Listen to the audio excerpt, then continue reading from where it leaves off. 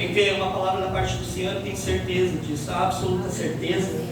Um pouco antes a gente conversou um pouquinho, né, pastor? A respeito da... Eu assisti a ministração, né, no YouTube, e aí eu falei para essa palavra ela tem que falar comigo de novo. Foi uma palavra muito incrível. E depois, aí nós conversamos no WhatsApp, e ele me falou, eu pensei comigo que nossa palavra tem muita essência, tem muita coisa ali, não é só isso que ele trouxe ali. E aí depois ele trouxe um testemunho que de fato a palavra falou com ele primeiro, e eu vi que estava carregada de essência, e eu tenho certeza que vai ser uma bênção para ser compartilhado com nós aqui também, amém? Amém. Então eu gostaria muito que você, com toda a fé no seu coração, com todo o temor que vocês têm do Senhor, que nós temos do Senhor, você levantasse as mãos para cá e nós orássemos juntos pela vida do pastor Lucas. Amém? Que em nome de Jesus tem certeza que vai falar muito com nós hoje. Pai, nós te louvamos, bendizemos o teu nome, Senhor, pela vida do pastor Lucas. Obrigado, Senhor, pela vida do teu servo, que se disponibilizou de sair da casa dele, do lar dele, Senhor, de deixar a família dele, Pai, de deixar as obrigações dele, Deus, para vir aqui compartilhar algo direto do teu coração, Deus. Nosso coração hoje, Pai, seja como uma terra fértil, pronta e preparada para receber da tua semente, Pai. E que no momento certo ela possa frutificar em nossos corações, Deus, para que o teu nome seja glorificado, Pai.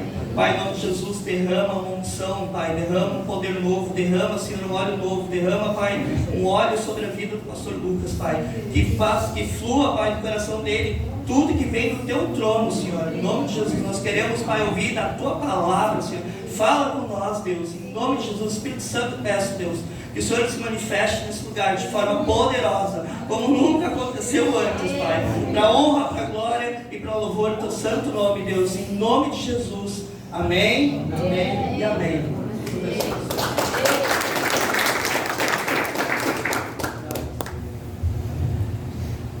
Glória a Deus. Cumprimento a todos com a paz do Senhor, amém? Amém. Os irmãos podem tomar assento. Convido a desde já os irmãos a abrirem a palavra do Senhor em Mateus capítulo 4, a partir do versículo 23. Mateus capítulo 4, a partir do versículo 23. Quero primeiramente agradecer a Deus pela oportunidade de mais uma vez estar em sua casa e poder adorar ao Senhor com mais uma parte da família que estou conhecendo hoje. Que Deus abençoe poderosamente a sua vida. Agradeço a vida do pastor José Maria, embora não o conheça, que a bênção do Senhor possa alcançá-lo onde ele estiver agora. Amém. Agradeço ao pastor Rodrigo pelo convite, pela amizade. Que Deus abençoe muito a sua vida, o seu lar. E sei que Deus vai falar conosco através dessa mensagem, que nos últimos dias Deus tem falado bastante comigo através dessa mensagem que vou compartilhar com os irmãos hoje. Mateus capítulo 4, a partir do versículo 23. Que Deus abençoe também a irmã que trouxe a água. Eu sou daqueles que não deixam água de enfeite, mas eu sempre tomo tudo.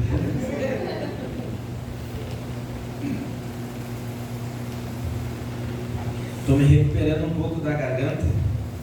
Não sou de gritar pregando, mas creio que os irmãos estão ouvindo, amém? Amém. Estão ouvindo bem? Glória a Deus. Mateus capítulo 4, a partir do versículo 23. Então, a palavra do Senhor diz assim: Jesus foi por toda a Galileia, ensinando nas sinagogas deles, pregando as boas novas do reino e curando todas as enfermidades e doenças entre o povo. Notícias sobre ele se espalharam por toda a Síria, e o povo lhe trouxe todos os que sofriam de vários males e tormentos, endemoniados, loucos e paralíticos, e ele os curou. Grandes multidões o seguiam, vindas da Galileia, Decápolis, Jerusalém, Judeia e da região do outro lado do Jordão. Vendo as multidões, Jesus subiu ao monte e se assentou. Seus discípulos aproximaram-se dele e ele começou a ensiná-los, dizendo. Agora vamos abrir no capítulo 6 de Mateus. Capítulo 6 de Mateus, a partir do versículo 24. Capítulo 6 de Mateus, a partir do versículo 24.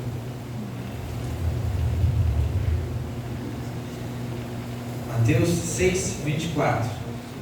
Diz assim: ninguém pode servir a dois senhores, pois odiará um e amará o outro, ou se dedicará a um e desprezará o outro.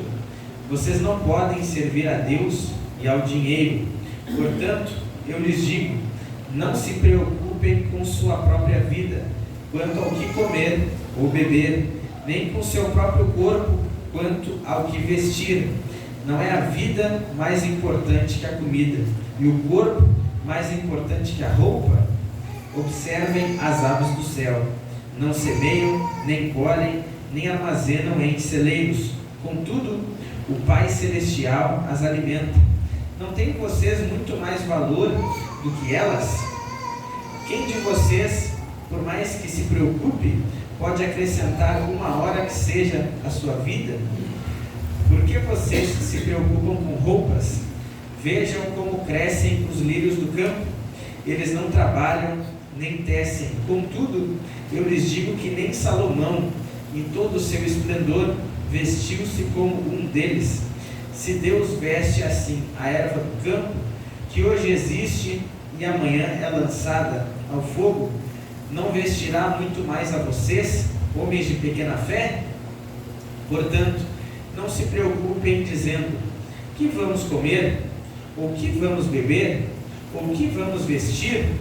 Pois os pagãos é que correm atrás dessas coisas, mas o Pai Celestial sabe que vocês precisam delas. Busquem, pois, em primeiro lugar o reino de Deus e a sua justiça, e todas essas coisas lhes serão acrescentadas. Portanto, não se preocupem com o amanhã, pois o amanhã trará as suas próprias preocupações. Basta a cada dia o seu próprio mal. Amém, irmãos? Amém.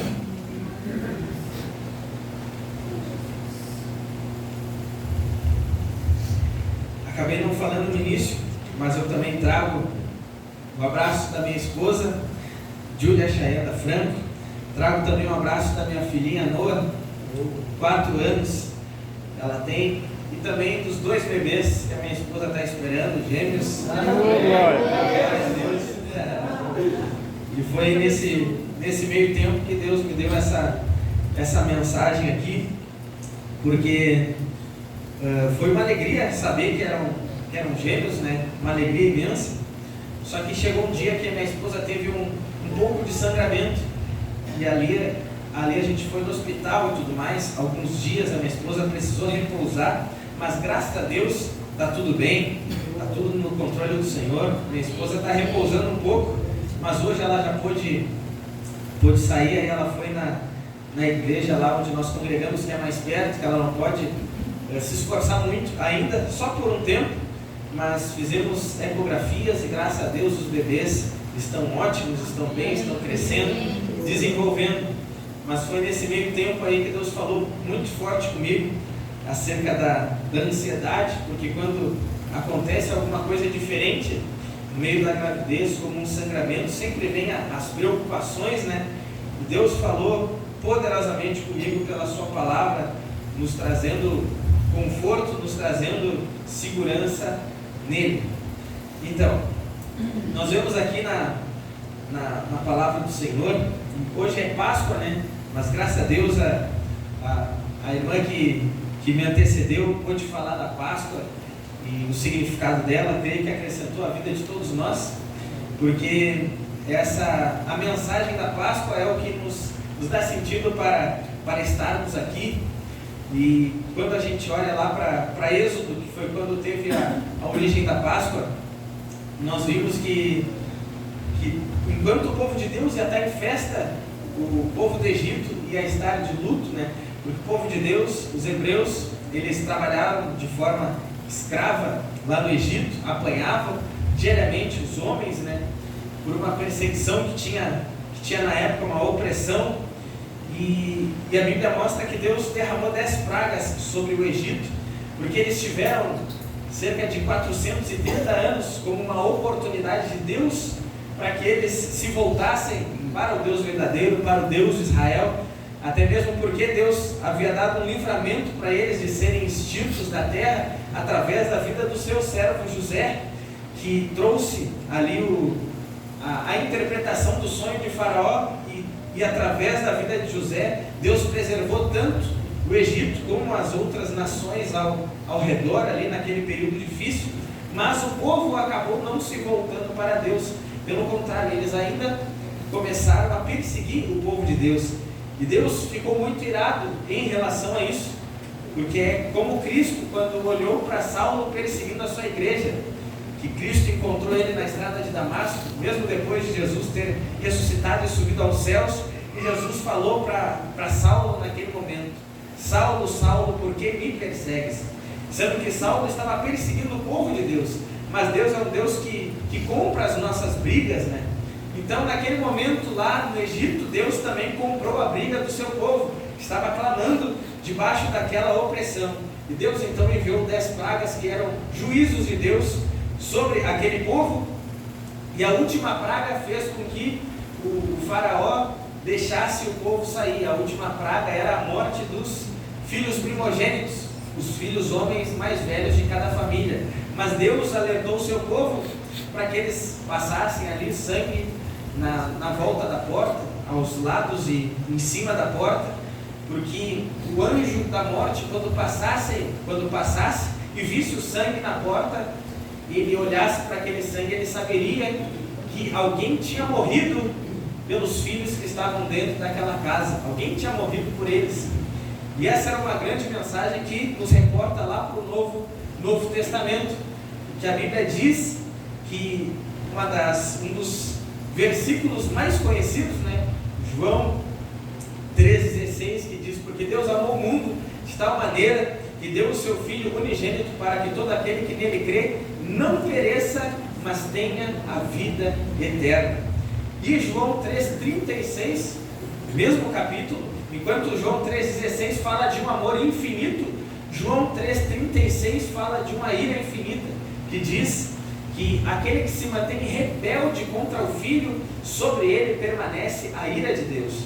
É como se aquele que creu e recebeu o Filho, ele estivesse no lugar dos hebreus, mas aquele que não recebeu o Filho, mas se mantém rebelde, é como se estivesse no lugar dos egípcios, é como se estivesse no lugar de rebeldia e contrário a Deus.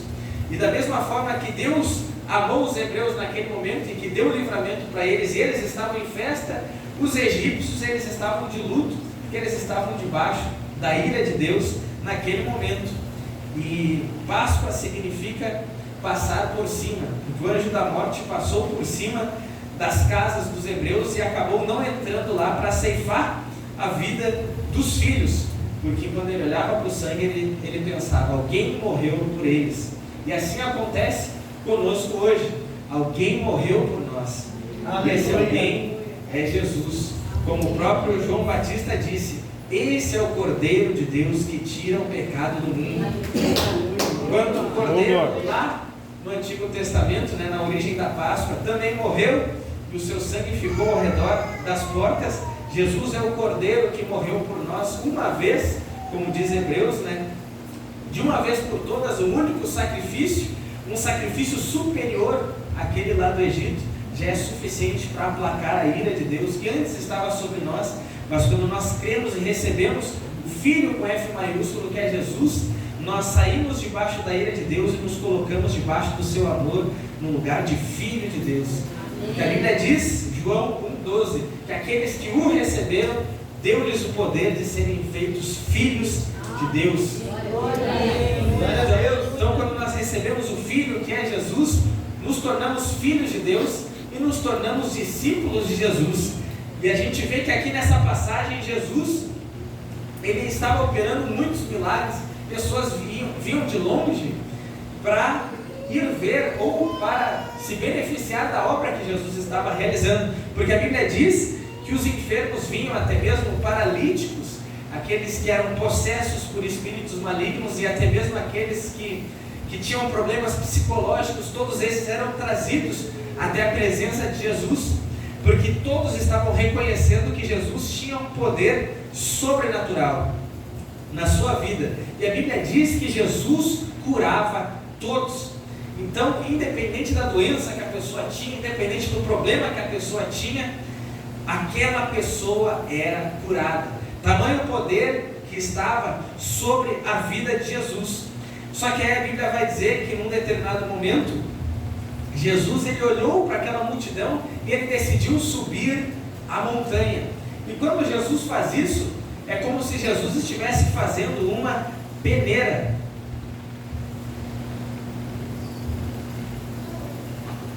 É como se Jesus estivesse ali separando ou selecionando algumas pessoas, porque a Bíblia vai dizer que os seus discípulos se aproximaram dele, ou seja, os discípulos subiram a montanha, enquanto alguns receberam a cura, receberam a libertação, receberam aquilo que precisavam, enquanto alguns, depois de terem recebido, eles foram embora para casa, outros decidiram subir com Jesus a montanha, para ouvir aquilo que ele tinha para dizer. E sabe, hoje a gente, com certeza nós amamos as pessoas, nós devemos amar as pessoas, mas uma coisa que a gente vê na vida de Jesus é que Jesus ele não se preocupava com a popularidade.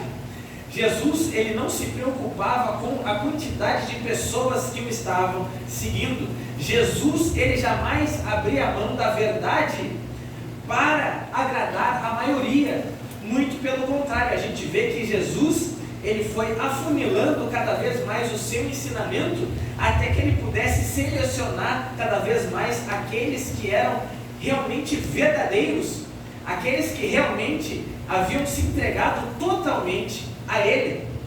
Então nesse momento aqui Jesus ele sobe a montanha porque ele queria que fosse atrás dele somente aqueles que tinham o seu coração completamente disposto a ir com ele até o fim, e não apenas ir até ele por uma necessidade momentânea, porque como falei, muitos estavam ali, a multidão estava ali, muitos já haviam sido curados, mas a Bíblia diz que somente os discípulos subiram a montanha atrás dele. Isso não quer dizer que eram apenas os 12 apóstolos, mas a Bíblia vai dizer que discípulos, e discípulos eram vários, que acabaram subindo a montanha para ouvir o que Jesus tinha a dizer.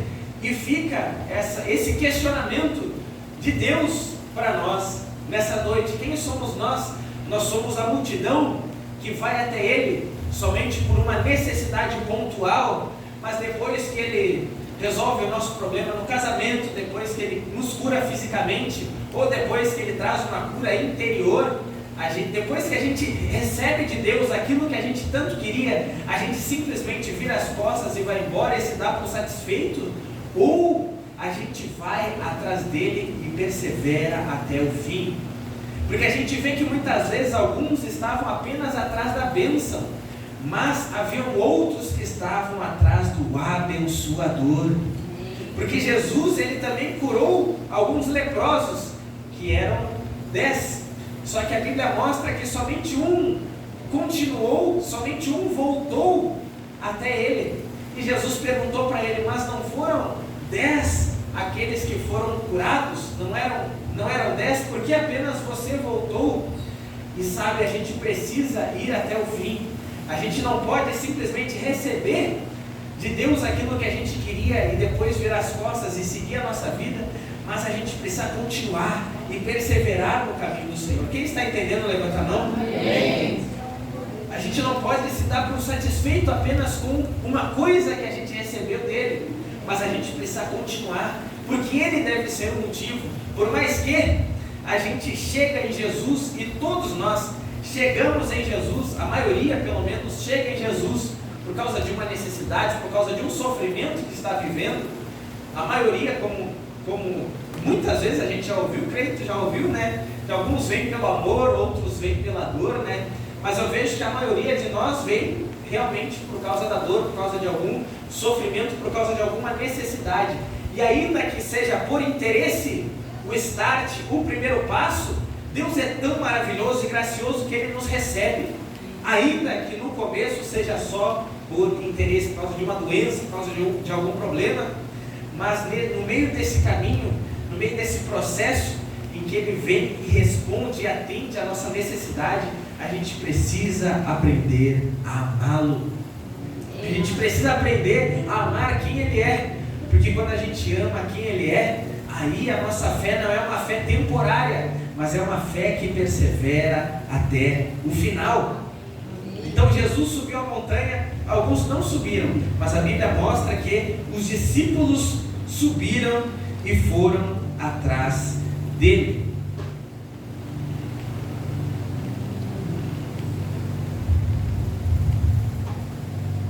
E Jesus começa a pregar o seu sermão mais conhecido, mais famoso, que é o Sermão da Montanha. E nele, Jesus ensina muitas coisas. Ele diz: bem-aventurados os pobres de espírito, porque deles é o reino dos céus. E ser pobre de espírito é ser humilde, porque para a gente poder herdar o reino dos céus, a gente precisa primeiro ser humilde, ou seja, primeiro a gente precisa desistir de nós sermos os nossos próprios salvadores. Primeiro a gente precisa desistir de ser salvo pela nossa própria obra, pelas nossas próprias obras, pela força do nosso braço. A gente precisa primeiro reconhecer que nós não somos bons. A gente precisa reconhecer que nós somos completamente dependentes de Deus. A gente precisa se esvaziar completamente de nós mesmos para que a gente possa ser cheio de Deus e ser cheio das coisas do céu, ser cheio do Espírito Santo.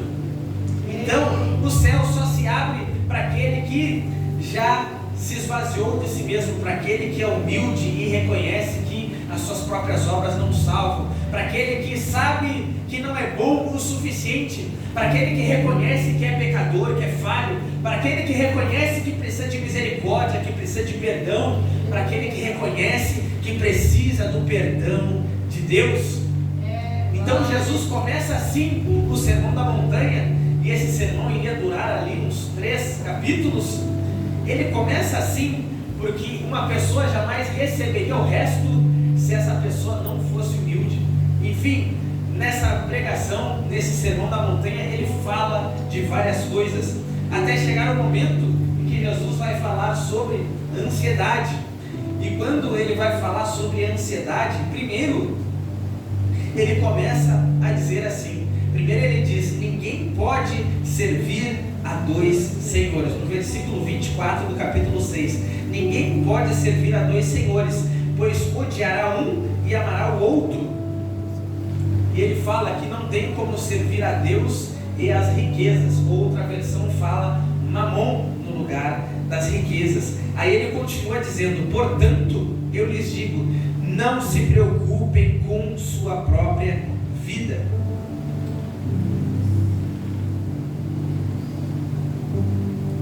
Se ficar vazio, se alguém puder encher depois, só para fortalecer a minha garganta.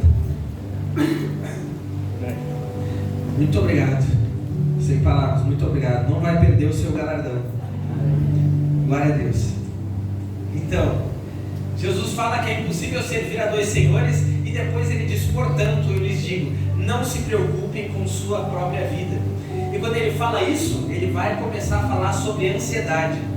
Então a gente vê que quando ele diz ali, portanto, ele está ligando completamente o servir a 2 senhores em relação a gente estar preocupado. Porque, por incrível que pareça, sempre que a gente está preocupado ou a gente está ansioso em relação a alguma coisa, é porque essa coisa ela está assumindo um lugar que não é dela, está assumindo o lugar de Deus. A ansiedade e a idolatria andam de mãos dadas. Por quê? Porque se nós estamos preocupados e ansiosos em relação a alguma coisa, aquela coisa ali ela está já ocupando o lugar de Deus. Então Jesus, ele ele linka essas duas coisas, o servir a dois senhores, ao nós estarmos preocupados. E isso ele estava falando em relação ao dinheiro. E depois, quando ele fala da ansiedade e das preocupações, ele começa a falar sobre aquilo que o dinheiro pode comprar, que é a roupa e a comida. Se o dinheiro não fosse útil para nada, Jesus não falaria que o dinheiro poderia ser um senhor. O dinheiro só pode ser um senhor porque o dinheiro ele pode conquistar algo para nós. Estão entendendo isso, sim ou não?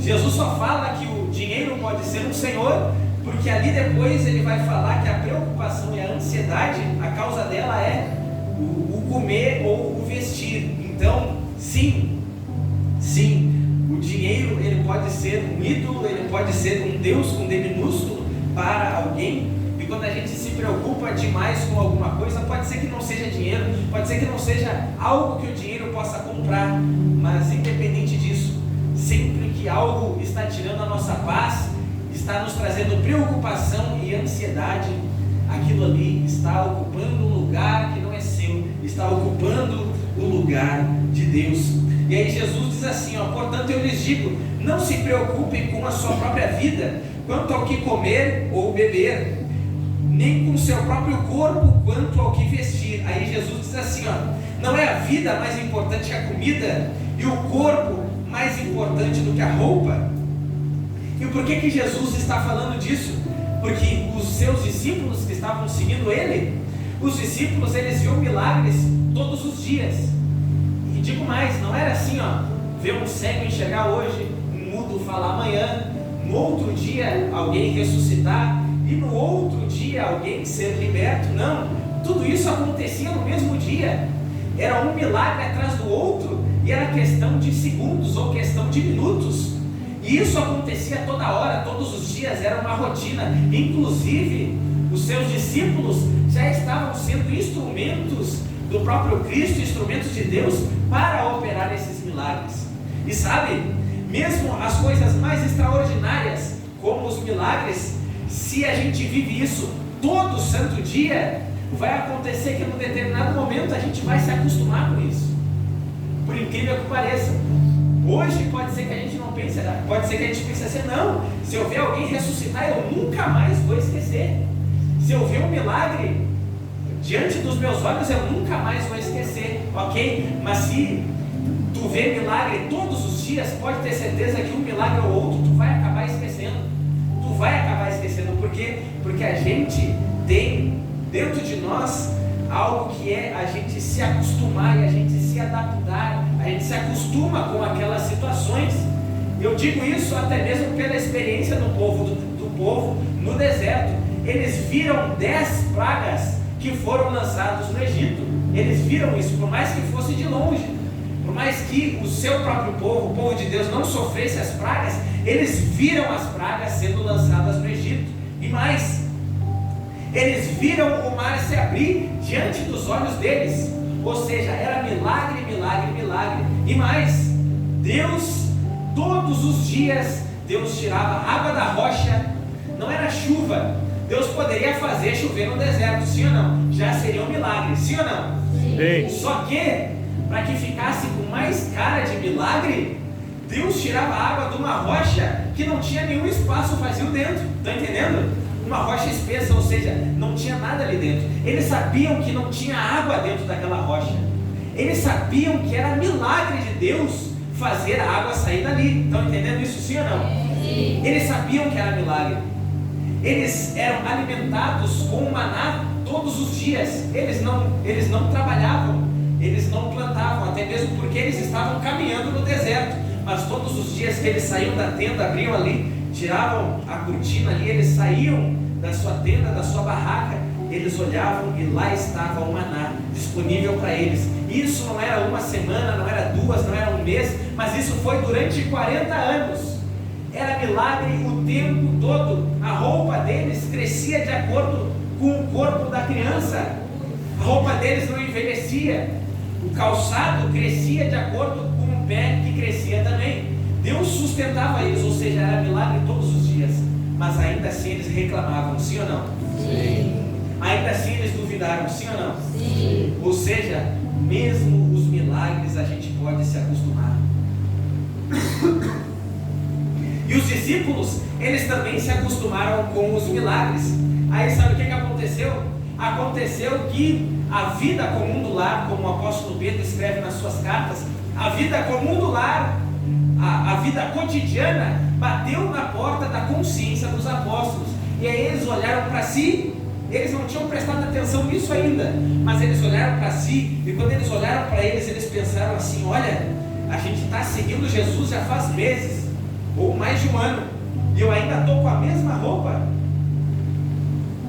Eles nem tinham se fragado ainda, eles ainda não tinham percebido, mas eles estavam com a mesma roupa.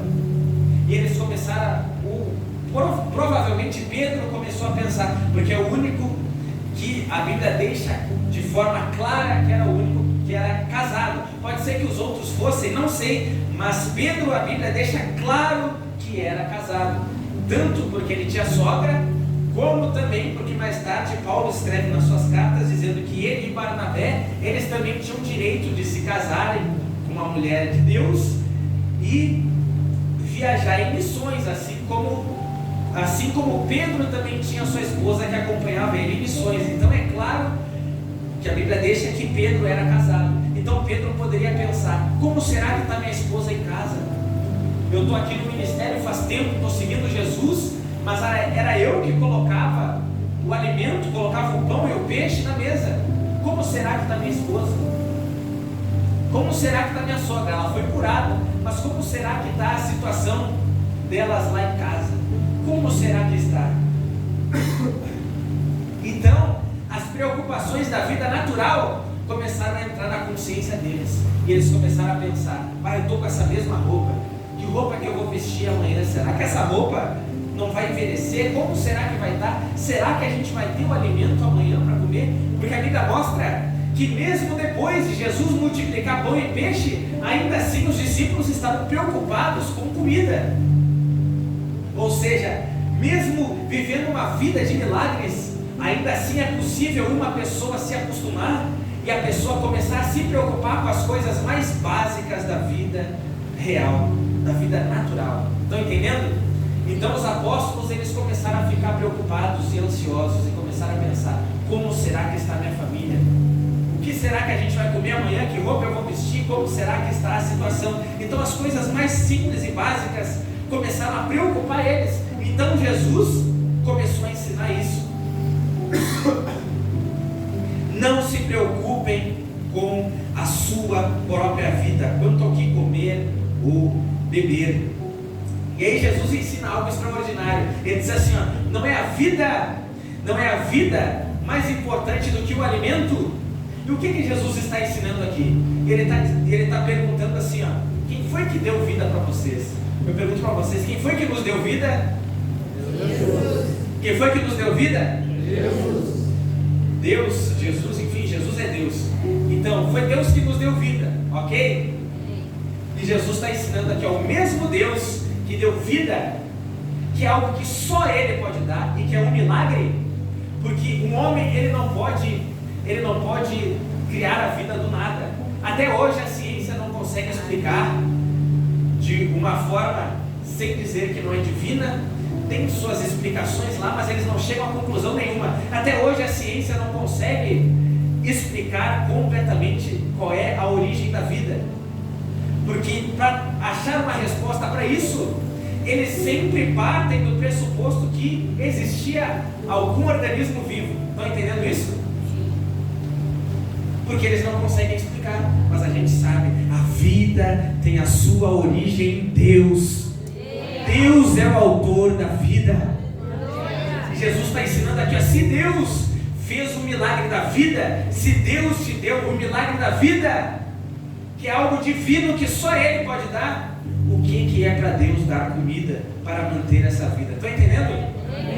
Se Deus dá algo que é grandioso, que é um milagre, que é a vida, o que é para Ele dar 1 quilo de arroz, 1 quilo de feijão para manter essa vida existindo? Estão entendendo? Aí Jesus está ensinando assim: se Deus foi capaz de dar algo grandioso, algo que só Ele pode dar, algo que é um milagre, para Deus é nada dar a comida. Está entendendo?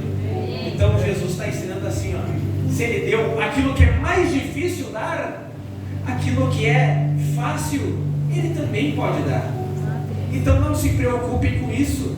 Não se preocupem com isso. Porque se Deus deu vida para vocês, Ele vai sustentar essa vida. E aí, se alguns não tivessem entendido ainda, aí Jesus começa a desenhar. Não no chão, né? Mas Ele começa a desenhar, falando de uma forma que eles imaginassem. E Ele diz assim, ó, veem os pássaros. E as pessoas começaram a imaginar, né? Olhem para os passarinhos. Eles não plantam, eles não colhem, mas sempre tem lá o fruto para eles, sempre tem um alimento para eles. Ou seja, os passarinhos, eles não trabalharam para conquistar a comida, mas a comida está lá disponível para eles. Aí Jesus fala assim, ó, não são vocês, homens de pequena fé, muito mais importante do que os passarinhos? Se o Pai de vocês dá o alimento para os passarinhos, por que vocês acham que Deus não pode sustentar vocês? E olha que coisa interessante aqui. É claro que Jesus não está dizendo aqui que a gente tem que ser um preguiçoso que fica deitado numa rede ou deitado numa cama esperando que a comida chegue. Não é isso. Porque a mesma Bíblia que nos ensina a não ficar ansioso em relação à comida e à bebida, é a mesma Bíblia que fala em Tessalonicenses, quem não quer trabalhar, que também não coma. Então, o que Jesus está ensinando aqui? Que mesmo quando a gente estiver impossibilitado de ir trabalhar, numa situação extrema, ainda assim Deus sustenta os seus filhos. De alguma forma, Deus sustentará e cuidará dos seus filhos, como está escrito na palavra do Senhor: nunca viu o justo desamparado e nem a sua descendência mendigar o pão. E Jesus fala: se o Pai de vocês alimenta os passarinhos, não são vocês muito mais importantes que os passarinhos? Imagina, Deus não é um Deus. Imagina um dono de casa, imagina um homem que tem esposa, tem filhos, né? E tem um cachorrinho. Olha, se vier uma dificuldade naquela família, a última coisa que aquele pai de família vai pensar é no cachorrinho. Primeiro ele vai pensar na esposa e nos filhos, ok? O que Jesus está ensinando aqui? O Pai de vocês, Ele alimenta os pássaros. Por que Ele não vai alimentar vocês que são filhos dele? Ele não fala assim, ó, o Pai dos passarinhos alimenta os passarinhos. Ele não diz isso, ele diz assim, ó, o Pai de vocês cuida dos passarinhos. Se não falta ração para os passarinhos, se não falta alpiste para os passarinhos, se não falta ração para o cachorro, não vai faltar nada para vocês que são filhos de Deus. Ele tem muito mais cuidado com vocês do que com os passarinhos. Vocês são muito mais importantes para Deus do que os passarinhos. Se Ele cuida daquilo que é menos importante, com certeza Ele cuidará daquilo que é muito mais importante, que é vocês para Deus. E Ele não diz assim, ó, Deus cuidará de vocês. Não, Ele diz assim, ó, o Pai cuidará de vocês. O Pai de vocês alimenta os passarinhos. O Pai vai cuidar de vocês, homens de pequena fé. Por que Ele fala Pai? Porque assim Ele aproxima Deus da pessoa que está ouvindo a mensagem. Porque assim a pessoa sabe que não é um Deus distante, como as outras nações tinham, um Deus distante, um Deus até que não era real, mas um Deus distante. Jesus diz o Pai de vocês, ou seja, é um Deus que se importa com vocês, é um Deus que olha para vocês, é um Deus que conhece o deitar e o levantar de vocês, é um Deus que, por mais que Ele chame todas as estrelas do universo pelo seu nome, ainda assim Ele tem os fios de cabelo da cabeça de vocês contados. Ele cuida das maiores coisas, mas Ele também está atento às menores coisas. Não cai um fio de cabelo da cabeça de vocês sem o consentimento do Pai de vocês. O Pai de vocês cuida de vocês. O Pai de vocês é um Pai zeloso. E ainda em outra parte, Jesus ainda ensina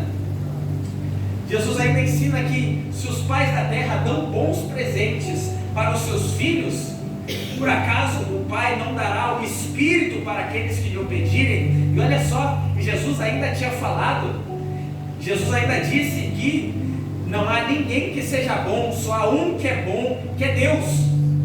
Se Jesus está falando assim, se os pais da terra, que são pessoas más, eles dão bons presentes para os seus filhos, quanto mais o Pai que é bom, que é Deus. Por acaso Ele não dará bons presentes para os seus filhos? Com certeza Ele cuidará muito mais. Aí alguns de vocês podem pensar, e os órfãos? A Bíblia diz que Deus é Pai dos órfãos, filhos das viúvas. E ainda chega a ter uma mensagem em Isaías, que Deus falando para a viúva: viúva, diga que eu sou o teu marido. Então Deus não deixa ninguém desamparado na sua criação. Deus cuida dos seus filhos, Deus cuida dos seus, Deus cuida de ti. Jesus ensinou que Deus, o Pai, Ele conhece as nossas necessidades, porque Jesus disse assim, são os pagãos que se preocupam com essas coisas. O Pai de vocês sabe que vocês precisam delas. Então Deus é um Pai que está atento. Ele está atento às nossas necessidades, Ele está atento e Ele se importa com tudo aquilo que a gente se importa. Deus é um Deus de perto e não de longe, como o profeta Jeremias disse. Então, o nosso Pai nos cuida, o nosso Pai, Ele tem um cuidado nas mínimas coisas da nossa vida. Jesus nos ensinou a orar: Pai nosso que estás no céu. Aí Ele já nos ensinou a aproximar Deus de nós, tratar Ele como Pai, como alguém que se importa. E Ele ainda disse assim, Ele nos ensinou a orar pelo pão de cada dia. Quando Jesus ensina isso, Ele nos ensina algo extraordinário aqui, que Deus não é apenas um Deus que cuidou da nossa eternidade, enviando o seu Filho Jesus para morrer no nosso lugar, levar os nossos pecados e nos trouxesse o perdão para que a nossa salvação eterna estivesse garantida. Deus, Ele cuidou da nossa eternidade sacrificando o seu Filho Jesus. Mas quando Jesus nos ensina a orar pelo pão de cada dia, Ele está nos ensinando o seguinte: Deus cuidou da eternidade de vocês, mas Deus também é o Deus do aqui e agora. Ele é o Deus de hoje, Ele é o Deus de amanhã, o Deus de depois de amanhã. Ele resolve, Ele cuidou da nossa eternidade, mas Ele também cuida. Ele cuida da nossa rotina, Ele cuida da nossa vida diária. Ele é um Deus que está presente na nossa vida cotidiana. Porque para nós às vezes parece que é mais fácil a gente confiar em um Deus que nos salvará eternamente. E quando a gente fechar os olhos aqui na terra, a gente vai abrir os olhos na eternidade, estaremos para sempre com Ele. Para nós às vezes parece mais fácil acreditar na eternidade do que nas coisas que Ele pode fazer hoje, aqui e agora. Se Deus pode realizar tamanha obra que solucionou e resolveu a nossa eternidade, o que é para Deus resolver as coisas diárias? Sei lá, de 20, 30, 40, 60, 100 anos, 120 anos que a gente vai viver nessa terra. 120 anos para Deus não é nada. A Bíblia chega a dizer em um salmo que 1000 anos para Deus é como o dia de ontem que passou. Está entendendo? Se Deus cuidou da eternidade para nós, o que é para Deus cuidar de um dia para nós? Um dia mau não é um dia fora do controle de Deus. Um dia mau não é uma eternidade mal, um dia mau. Um problema não é uma vida inteira errada. Não resuma um momento a uma eternidade ou uma vida de desastre. Não é porque algo, uma coisa aos teus olhos não está dando certo, não é porque tu está sofrendo por causa de uma coisa ou por um momento, numa estação. Isso não quer dizer que a tua vida inteira será uma tragédia. Confie em Deus, confie no Senhor. Jesus estava aqui ensinando os seus discípulos a confiarem nele. Ele estava chamando os seus discípulos para a escola da confiança. Assim como Deus chamou o povo lá no deserto para confiar nele. Porque o povo lá no deserto, eles estavam acostumados a trabalhar todos os dias no Egito. Para eles não tinha feriado, não tinha sábado, não tinha domingo, eles trabalhavam todos os dias, porque eles eram obrigados a isso. Mas agora, quando eles fossem para o deserto, eles não iam trabalhar, eles iam só caminhar e adorar ao Senhor. Mas aí, como falei, Deus provia o maná, que era como se fosse um pão que vinha do céu e alimentava eles. E aí o povo, sabe o que eles fizeram? eles começaram a guardar, começaram a estocar, porque eles pensaram assim, eu vou guardar porque amanhã pode faltar. Só que quando eles guardaram, chegou no outro dia, estava mofado, estava estragado. Sabe o que Deus estava dizendo? Deus estava ensinando: se eu provi hoje, vocês têm que confiar que amanhã eu vou prover também. Nunca guardem, nunca estoquem, mas confiem que eu vou prover amanhã, eu vou prover depois de amanhã, e depois de amanhã, e depois de amanhã. Porque se a gente estoca, a gente não precisa de fé para isso, porque tem guardado. Estão entendendo? Então muitas vezes Deus permite escassez para que a gente aprenda a confiar nele. Amém. Se tu está desempregado, se tu foi demitido, Deus não deixou de ser Deus por isso, mas Deus está te chamando para a escola da confiança. Deus está te chamando para tu confiar nele. Deus está te chamando para tu confiar nele. Se tu não tem mais nada na conta, Deus está te chamando e te convidando para confiar nele. Deus está te chamando para confiar nele. Eles tinham que confiar. Isso era há 40 anos. Não era 40 dias, mas era 40 anos. E Deus sustentou eles 40 anos. A gente precisa confiar. Confiar. E Jesus dá outro exemplo. Jesus fala bem assim, olha os lírios do campo, que hoje estão ali, mas amanhã já não estão mais. Queimam, enfim, secam. Se Deus veste dessa forma a relva, se Deus veste assim os lírios do campo, e nem Salomão, com toda a sua glória, conseguiu se vestir como os lírios, e olha que Salomão gostava dos lírios. Quando a gente olha para a Bíblia, lá nos livros de Reis ou Crônicas, diz que no palácio de Salomão, as colunas do palácio de Salomão tinham desenhos de lírios, que era lindo demais, uma flor linda demais. Salomão gostava dos lírios, e Jesus diz: nem Salomão, com toda essa sua glória, conseguiu se vestir como os lírios. E Jesus fala assim: se Deus veste assim a relva, Deus não cuidará, não vestirá também os seus filhos. O que Jesus está ensinando aqui? Nem o homem mais rico da história conseguiu se vestir como Deus veste as plantas. Estão entendendo isso, sim ou não? Sim. Nem o homem mais rico consegue se vestir como Deus pode vestir o seu povo. Entenderam isso, sim ou não? Sim. A gente precisa confiar. A gente não deve confiar na riqueza, a gente não deve confiar no dinheiro, a gente deve confiar em Deus. Ele nos vestirá, Ele nos cuidará. Se Ele veste as plantas, Deus não vestirá os seus filhos? Com certeza Ele vestirá. E Deus nos chama para confiarmos nele. O amor de Deus não é um amor injusto. O amor de Deus é um amor justo. E eu vou explicar. Jesus está mostrando assim, olha, se Deus cuida das plantas, se Deus cuida dos pássaros, Deus não cuidará muito mais dos seus filhos, das pessoas que têm muito mais valor para Ele. Então, Deus cuida das plantas, Deus cuida dos animais, Deus cuida até mesmo das pessoas, mesmo as não convertidas, Deus cuida. Deus não cuidará ainda mais, não terá um cuidado ainda maior com os seus filhos que já entregaram a sua vida a Ele, que já creram nele, que já se arrependeram dos seus pecados. Com certeza Deus cuidará com um cuidado ainda mais preciso, um cuidado ainda maior. Então o amor de Deus tem essa ordem, não é um amor injusto, não é como o amor do mundo. O amor do mundo é um amor injusto. Vou dar exemplos. Essa é a ordem. Deus gosta e ama as plantas, ama os animais, ama as pessoas e ama seus filhos. Só que hoje em dia a gente está sendo treinado, por incrível que pareça, a inverter toda essa equação. O amor do mundo é um amor injusto. Quando a Bíblia fala em 1 Coríntios 13, fala do amor de Deus, fala que o amor de Deus não se alegra com a injustiça. Como é que é o amor do mundo? O amor do mundo é um amor injusto.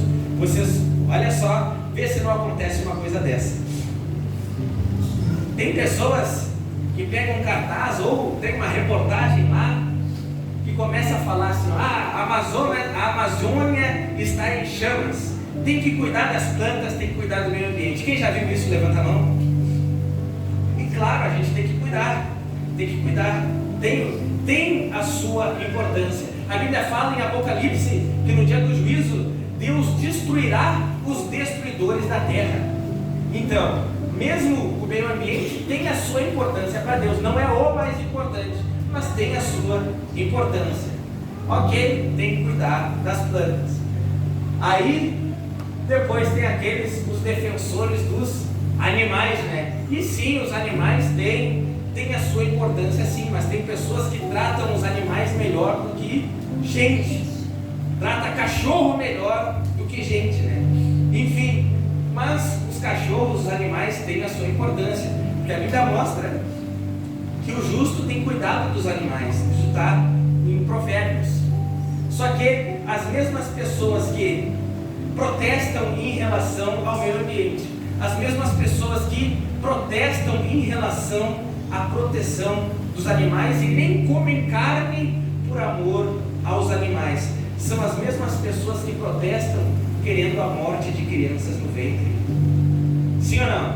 Sim. Isso acontece hoje em dia, sim ou não? Sim. O amor de Deus não é um amor injusto. O amor do mundo é assim, quer nos ensinar a amar mais as plantas do que gente, quer nos fazer amar mais os animais do que gente. Estão entendendo? Mas Deus não é assim. O amor de Deus não é fora de ordem assim. Deus ama as pessoas e Deus ama muito mais os seus filhos. Jesus ensinou: se Deus cuida das plantas, cuida dos animais, Deus não cuidará muito mais de vocês, porque Deus ama muito mais vocês. Deus ama muito mais vocês.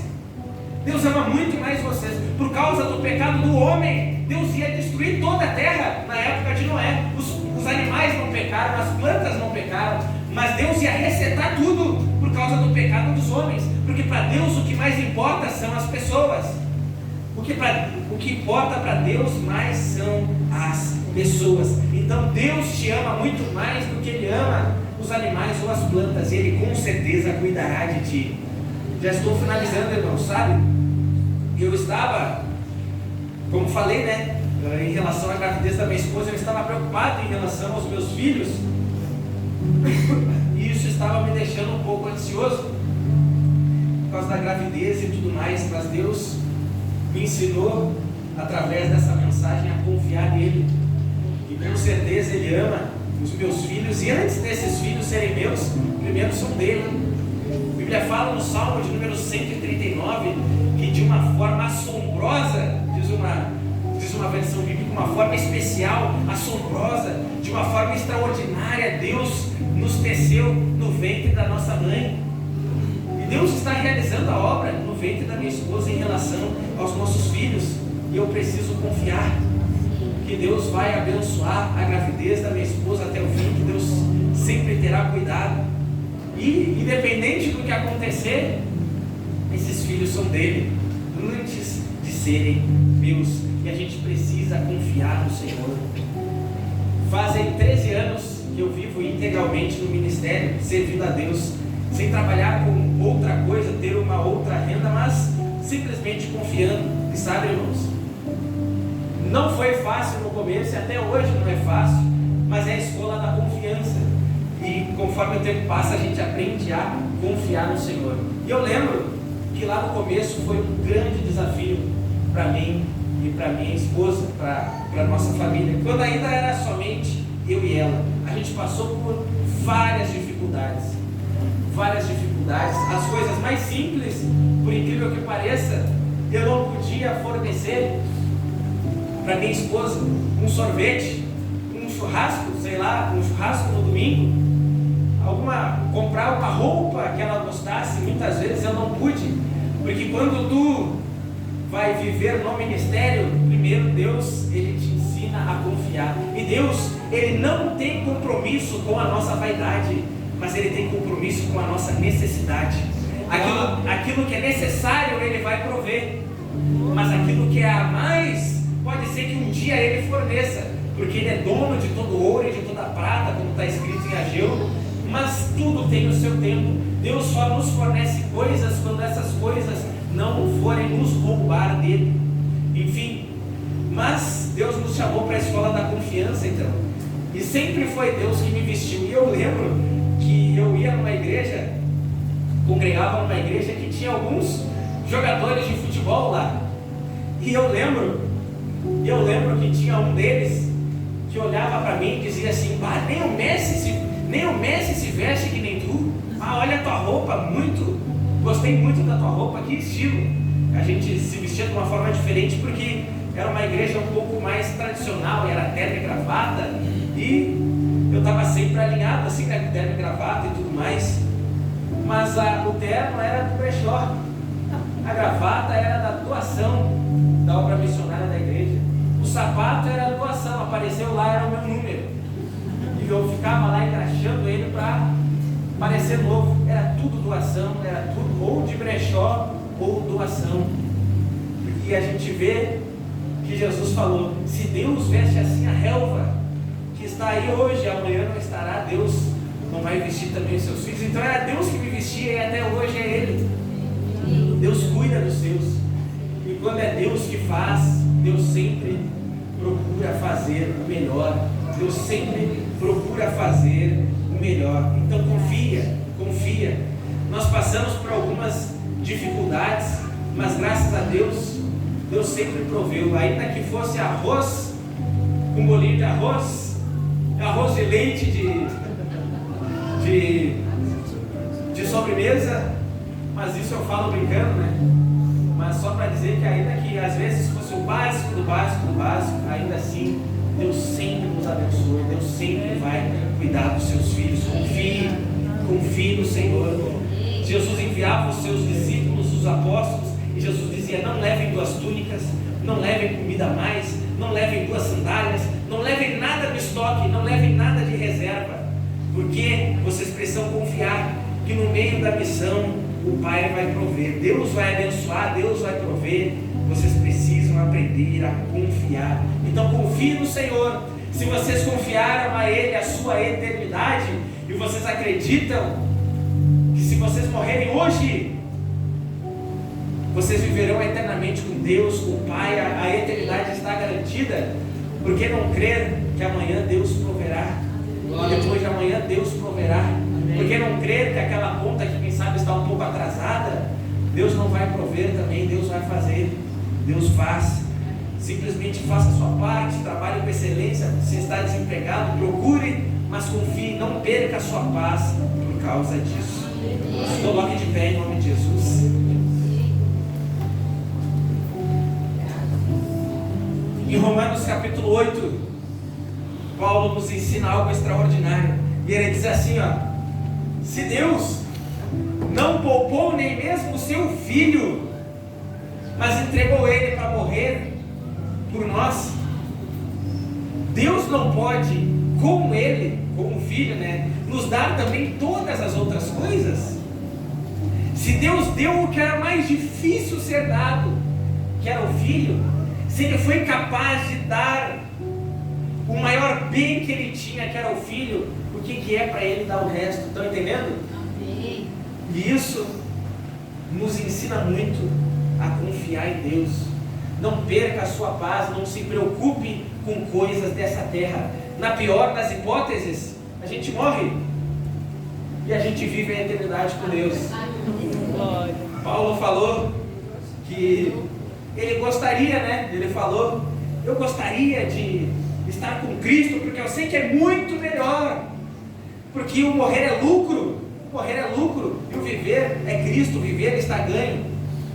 Eu gostaria de hoje estar com Cristo, Paulo falando, mas julgo eu que é mais necessário que eu ainda esteja com vocês, porque ainda tem mais frutos para colher do meu trabalho. Ou seja, ele ainda tinha muita missão a cumprir ainda, mas ele deixou claro que o morrer era lucro. E ele também falou: tendo o que comer e o que vestir, estejam com isso contentes. Então os filhos de Deus se contentam com pouco. Os filhos de Deus não precisam de muito para estar alegres. Tendo Cristo, tendo comida, tendo algo para vestir, um telhado em cima da cabeça, sendo uma casa própria ou um aluguel, e tendo uma igreja para congregar, uma Bíblia para ler, já é uma grande alegria, sim ou não? Sim. Então, meus irmãos, não se prendam às coisas dessa terra. Não se prendam às coisas dessa terra. Eu vou precisar vender o meu carro por causa disso e disso e daquilo. Tudo bem, ninguém nasceu de carro. Ninguém aqui nasceu com a carteira de habilitação. Eu tirei faz pouco tempo. Mesmo que os problemas batam à tua porta, confie no Senhor. Confie no Senhor. Amém, irmãos? Amém. Os irmãos vão louvar. E não sei se vocês têm costume de convidar a vir à frente. Tem? Sim ou não? Tem? Fica à vontade. Amém? Eu quero convidar a vir aqui à frente aqueles que reconhecem que precisam confiar mais no Senhor. Não apenas acerca da eternidade, porque eu creio que tu já confiou nele em relação a isso, mas aqueles que estavam preocupados com alguma coisa, mas hoje querem confiar mais nele. Eu te convido a sair do teu lugar e vir aqui à frente, porque Deus nos chama para a escola da confiança. Glória a Deus, glória a Deus.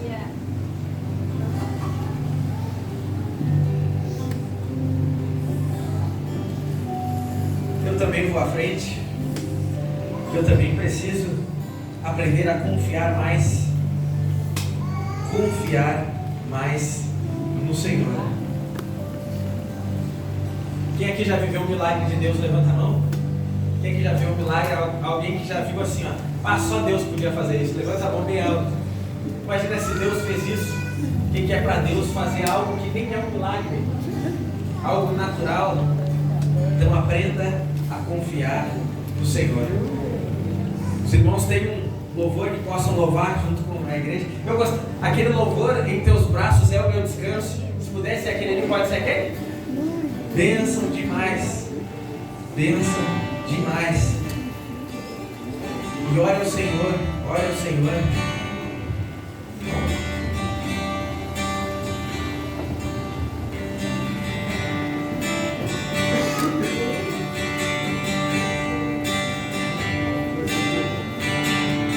Seguro estou nos braços daquele que nunca me deixou.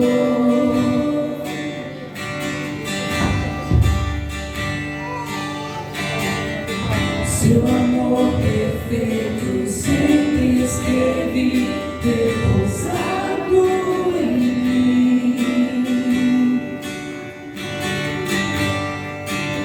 E se eu passar pelo vale, eu acharei conforto em teu amor, pois eu sei que és aquele que me guarda,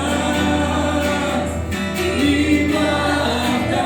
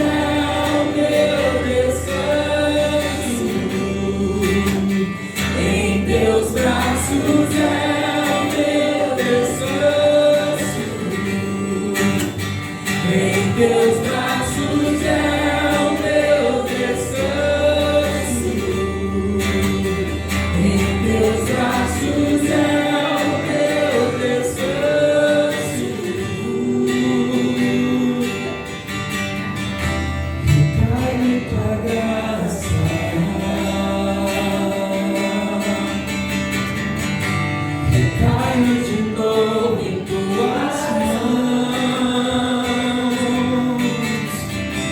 recaio em tua graça,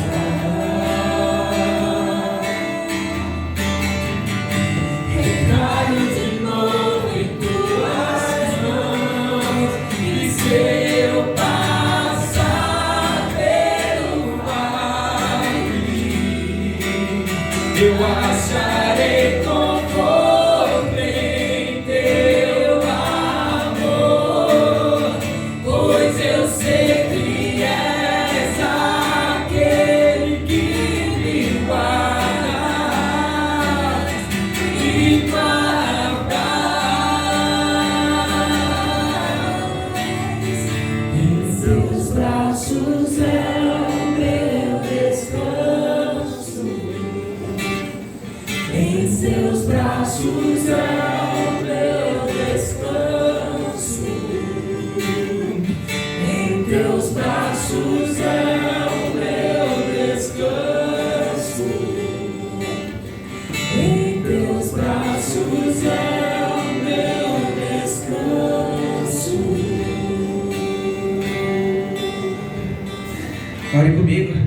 Não apenas ouça a minha oração, mas ore junto comigo. Amém? Senhor nosso Deus e nosso Pai, em nome de Jesus, obrigado, Senhor, por essa oportunidade, Senhor, de como discípulo, Senhor, poder subir a montanha, Senhor, até Ti, poder aprender com esse sermão da montanha do Senhor, Pai, e aprender a não ficarmos ansiosos, Pai, não ficarmos preocupados, Pai. Obrigado por nos ensinar nessa noite, Senhor, como discípulos Teus, Pai.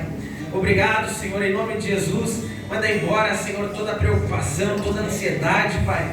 Assim como Pedro escreveu, nós queremos lançar, Senhor, sobre Ti toda a nossa ansiedade, pois o Senhor tem cuidado de nós, Pai. Senhor, que possamos, como Paulo escreveu também aos Filipenses, tornar conhecido do Senhor todas as nossas petições, Pai. Todas as nossas petições, Senhor, com orações, com súplicas, Pai. Que a gente possa, Senhor, orar mais, abrir o nosso coração para Ti, Senhor. Falar para o Senhor tudo aquilo que está afligindo a nossa alma, tudo aquilo que está perturbando os nossos pensamentos, Pai. Que a gente possa abrir o nosso coração para Ti, Pai. E não apenas, Senhor, repetir palavras de oração, Pai. Não apenas buscar uma boa oratória na oração, mas sim procurarmos ser sinceros, Senhor, em oração. Esvaziar o nosso coração, Pai. Porque assim a paz que excede todo entendimento, a paz do Senhor virá sobre nós, Pai. Em nome de Jesus, Pai, obrigado por essa oportunidade, Senhor, de nos chamar mais para perto para confiarmos em Ti, Pai. Se nós confiamos em Ti, Senhor, em relação à nossa eternidade, Pai, e nós cremos, Pai, que viveremos eternamente contigo, Pai, nós podemos crer também que o Senhor é o Deus do aqui e agora, o Deus de hoje, o Deus que cuida de nós hoje, pois o Senhor Jesus prometeu que estaria conosco até a consumação dos séculos, Pai. Obrigado, Senhor, obrigado por ser um Deus do aqui e agora, um Deus de perto, e por se importar conosco e cuidar de nós. Em nome de Jesus Cristo, amém. Deus abençoe muito a tua vida, muito obrigado pela paciência e pela atenção. Que Deus abençoe muito a sua vida.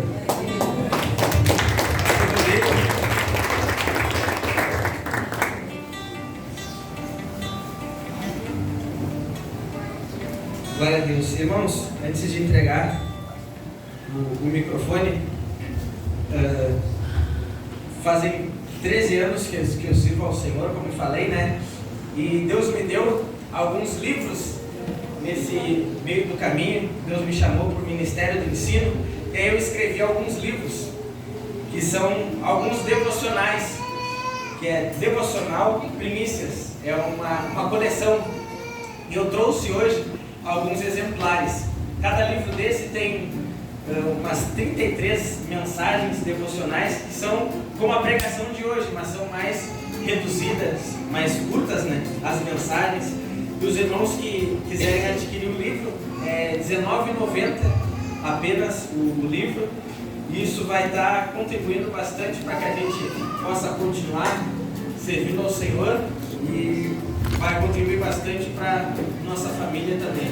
E tenho certeza também que Deus vai te abençoar com cada mensagem que está escrita nesse livro, de uma forma bem clara e objetiva, sem falar muito complicado, né? Quem entendeu a mensagem de hoje? Amém. Amém. Que Deus abençoe muito a tua vida. Quero presentear o pastor Rodrigo com esse livro. E eu também vou deixar outro exemplar para os irmãos que puderem entregar para o pastor José Maria, entregar para ele lá no hospital. Em nome de Jesus, espero que ele esteja aqui com os irmãos em breve. Amém? Deus abençoe, irmãos.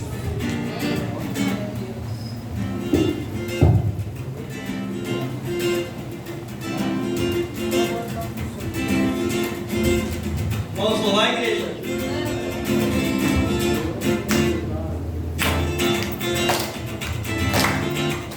Pelo Senhor, achando-se o seu exército, poderoso é sua glória, será vista em toda a terra. Vamos cantar o canto da vitória, glória a Deus, vencemos a batalha, toda arma contra nós perecerá. O nosso general é Cristo, seguimos os seus passos, nenhum inimigo nos resistirá. Pelo Messias, achamos-se em suas mãos, a chave da vitória que nos leva a possuir a terra prometida. Vamos cantar o canto da vitória, glória a Deus, vencemos a batalha, toda arma contra nós perecerá. O nosso general é Cristo, seguimos os seus passos, nenhum inimigo nos resistirá. O nosso general é Cristo, seguimos os seus passos, nenhum inimigo nos resistirá. Nenhum inimigo nos resistirá. Glória a Deus. Você pode fazer um pouquinho mais forte, sabe? Um pouquinho mais forte. A gente faz barulho, o inferno estremece. O inferno fica assim tremendo de medo. Ele não gosta de crente. Ele gosta de crente empático, ele gosta de crente. Mas quando o crente é aquele crente fervoroso, aquela oração fervorosa, o inferno começa a... Aí tem coisa tremendo tudo aqui embaixo. Amém? Ô, glória. Deus te ergueu para atormentar os demônios. Aquele que demônio ele sai do meio dos túmulos lá. Jesus nem tinha falado nada, tinha só descido do barco. Aquele cara que foi se prostrar aos pés de Jesus. Por que tu me atormentas, filho de Deus? Jesus nem tinha falado nada. Eu te vejo como tu foi erguido por Deus para atormentar os demônios. Não aceita mais mentiras, enganação. Não aceita mais. Todo poder e autoridade está sobre a tua vida em nome de Jesus. Amém? Amém. Glória a Deus. Amém. Vamos fazer a nossa oração então para entregar esse tempo para o Senhor. Pai, feche teus olhos. Senhor, nós te louvamos. Bendizemos o teu santo nome, Deus. Obrigado, Senhor, pela tua palavra. Obrigado, Senhor, porque o Senhor fez aqui, Pai. Não é pela boca de homens, mas é pelo que o teu Espírito moveu nesse lugar. Obrigado, Senhor, pela vida do pastor Lucas. Obrigado por trazer ele aqui em segurança. Leva para ele em segurança, leva para ele para o seu lar em segurança também, Senhor. Leva cada pessoa aqui em segurança para os seus lares, debaixo da tua proteção, debaixo da tua unção, debaixo do teu poder, debaixo da tua autoridade, Deus, para que em nome de Jesus nós possamos evidenciar, Pai, os frutos do teu do Espírito, Senhor. Pai, eu declaro sobre essa igreja um espírito de ousadia e intrepidez, Senhor, para que em nome de Jesus eles possam romper em seus lares, romper em suas casas, romper em suas famílias, romper em seu trabalho, Pai, em nome de Jesus, para que eles possam em tudo te glorificar, Deus Pai, amado e glorioso Senhor, em nome de Jesus. A igreja diz: Amém. Amém. Glória a Deus. Louvamos pela vida do nosso pastor José Maria, que está lá se recuperando, em nome de Jesus. Semana que vem ele vai estar aí com a gente, amém? Amém. Glória a Deus. E tem mais algum recado para dar? Não? Que eu lembro agora, não? Algum recado? Eu vou agradecer aqui. Ai. Queria agradecer o nome do meu pai. Gente, sempre falaram que igreja é família e a gente pôde confirmar isso. Com ele no hospital a gente pôde confirmar. Mesmo os que não foram lá visitar, ajudaram fazendo comida, ajudaram orando. Teve os irmãos que foram lá fazer bagunça, que trocaram até meu pai de quarto, né? Só faltou o violão lá para tocarem lá, né, irmãzinhas? Mas olha, não, sinceramente, quero agradecer a cada um. Ele se sentiu muito amado por todo mundo. E eu queria agradecer a igreja por ser essa família, por ser tão carinhosa, por ser tão amorosa. Agradecer cada mensagem, cada oração. Vou agradecer em nome dele, porque eu sei o quanto ele está feliz lá por cada irmão. Amém. Amém. Deus abençoe. Uma ótima noite a todos.